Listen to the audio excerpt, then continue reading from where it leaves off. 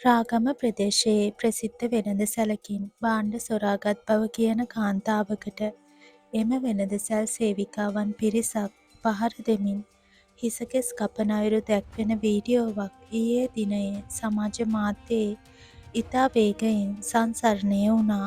මේ වන විට අදාළ සිදුවීමට සම්බන්ධව අත්අඩංගුවට ගැනුණු ප්‍රධාන සැකකාරිය ඇතුළු පිරිමි පුද්ගලයින් සිව් දෙනෙකු 20 වැනිදා තෙක් රිමාන්ඩ් ගත කර තිබෙනවා. පහර කෑමට ලක්ව ඇත්තේ කඩවත ප්‍රදේශයේ පදිංචි 66 හැවිරිදි සිව්දරු මවක් වන අතර මින් පෙරද ඇය විසින් වෙළඳසැල තුළ සොරකමක් සිදුකර අත්අඩංගුවට පත් වූ අයෙක් බවයි පැවසෙන්නේ. පහර කෑමට ලක් වූ මව මේ වන විට රාගම ශික්ෂණ රෝහලේ ප්‍රතිකාර ලබමින් පසුවනවා. රටේ නීතිය ක්‍රියාත්මක වෙද්දී ඇතමුන් පුද්ගලිකව නීතිය අතට ගැනීම සමාජයේ දැඩි විරෝධයට ලක් වී තිබෙනවා.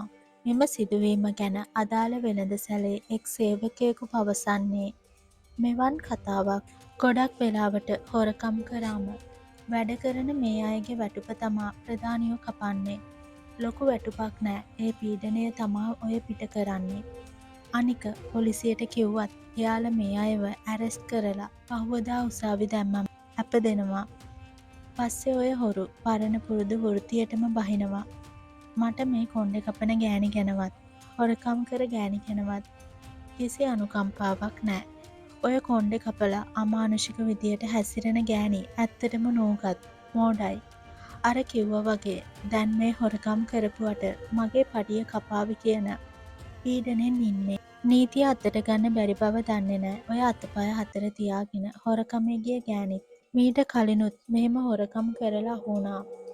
මේ කොණ්ඩෙ කපනව දැකලා අනේ පව් ඒත් අම්මා කෙනෙක් කියලා හූල්ලන ලාංකිකයෝ තමන්ගේ පඩුවක් හොරකම් කරා නම් හැසිරෙන හැටි මීට වෙනස් වෙනවා. හොරකම් කරේ තමන්ගේ වෙළඳසැලේ පඩුව නෙවේ නිසා, විද්දේ තමන්ගේ පර්ස් එකට නෙවේ නිසා මිනිස්සු ඔය වැරදිකාරිය ශුද්ධවන්තිය කරනවා. මේ කොණ්ඩෙ කපන ගෑණි කරේ මෝඩම අමන වැඩක්. හැබැයි මිනිස්සුත් මේක බලලා හොරකම සාධාරණීකරණය කරනවා. මේ හොරකමේ ගිය ගෑණි සමාජෙ සුදන වෙලා වැඩසටහන් වලට පවා ගෙන්නලා පුම්බාවි. මීඩියාවලට වොයිස් කට් දීදී තමන් කරපු වැරැද්දේ හොඳට සුදුහුණු ගාගනීවි.